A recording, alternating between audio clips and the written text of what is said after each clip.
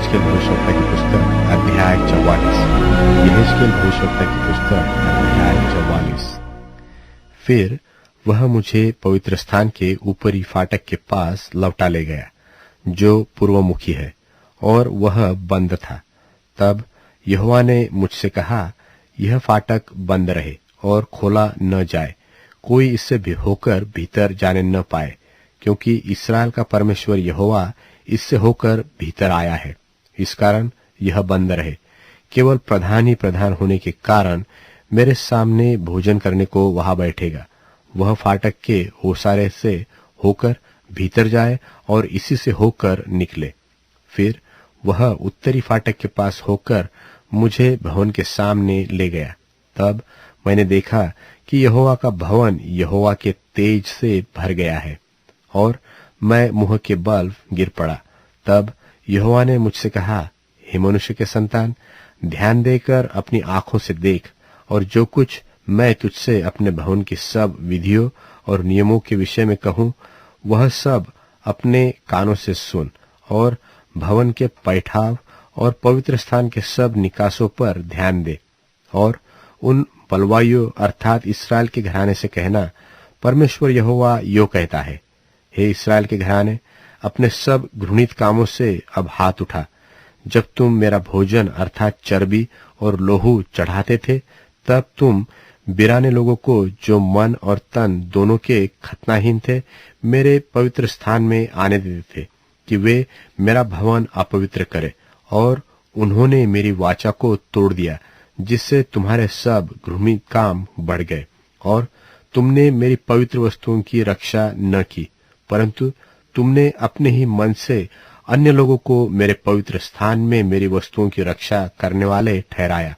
इसलिए परमेश्वर यहोवा यो कहता है कि इस्राएलियों के बीच जितने अन्य लोग हो, जो मन और तन दोनों के खतनाहीन हैं, उनमें से कोई मेरे पवित्र स्थान में न आने पाए, परंतु लेवीय लोग, जो उस समय मुझसे दूर हो गए थे, जब इस्राएल लोग मुझे छोड़कर अपनी मूर्तों के पीछे भटक गए थे, वे अपने अधर्म का भार उठाएंगे। परंतु वे मेरे पवित्र स्थान में टहलुए होकर भवन के फाटकों का पहरा देने वाले और भवन के टहलुए रहे। वे होमबलि और मेलबलि के पशु लोगों के लिए बध करे, और उनकी सेवा टहल करने को उनके सामने खड़े हुआ करे, क्योंकि इस्राएल के घराने की सेवा टहल वे उनकी मूर्तों के सामने करते थे, और उनके ठोकर खाने और अधर्म में फंसने का कारण हो गए थे। इस कारण मैंने उनके विषय में शपथ खाई है कि वे अपने अधर्म का भार उठाए। परमेश्वर यहोवा की यही वाणी है, वे मेरे समीप न आए, और न मेरे लिए याजक का काम करे, और न मेरी किसी पवित्र वस्तु व किसी परम पवित्र वस्तु को छूने पाए। वे अपनी लज्जा का और जो घृणित काम उन्होंने किए, उनका भी भार उठाए। तो भी मैं उन्हें भवन में की सौंपी हुई वस्तुओं का रक्षक ठहराऊंगा। उसमें सेवा का जितना काम हो और जो कुछ उसमें करना हो, उसके करने वाले वे ही होंगे। फिर लेवीय याजक, जो सदोक की संतान है, और जिन्होंने उस समय मेरे पवित्र स्थान की रक्षा की, जब इस्राएली मेरे पास से भटक गए थे, वे मेरी सेवा टहल करने को मेरे समीप आया करे, और मुझे चर्बी और लोहू चढ़ाने को मेरे सन्मुख खड़े हुआ करे।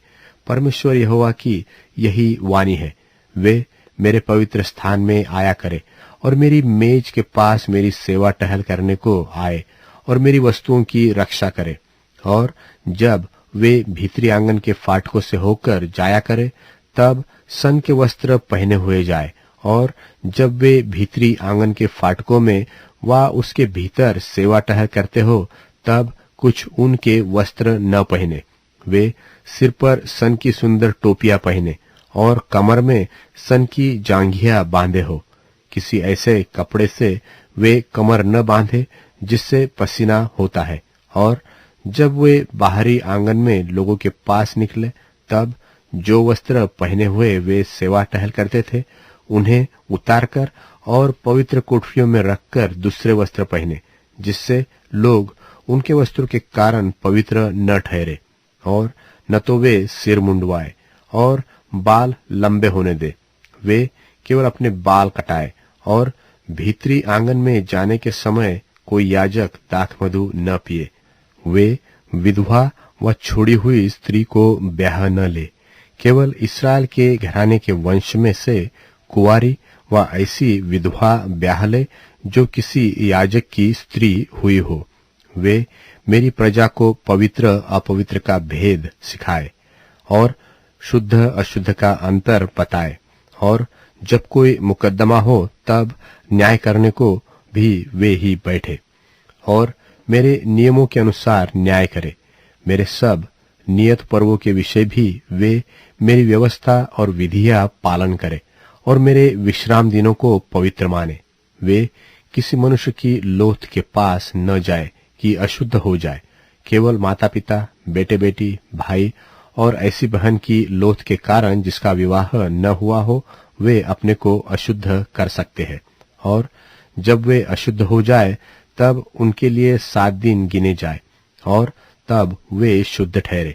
और जिस दिन वे पवित्र स्थान अर्थात भीतरी आंगन में सेवा टहल करने को फिर प्रवेश करे, उस दिन अपने लिए पाप बलि चढ़ाए।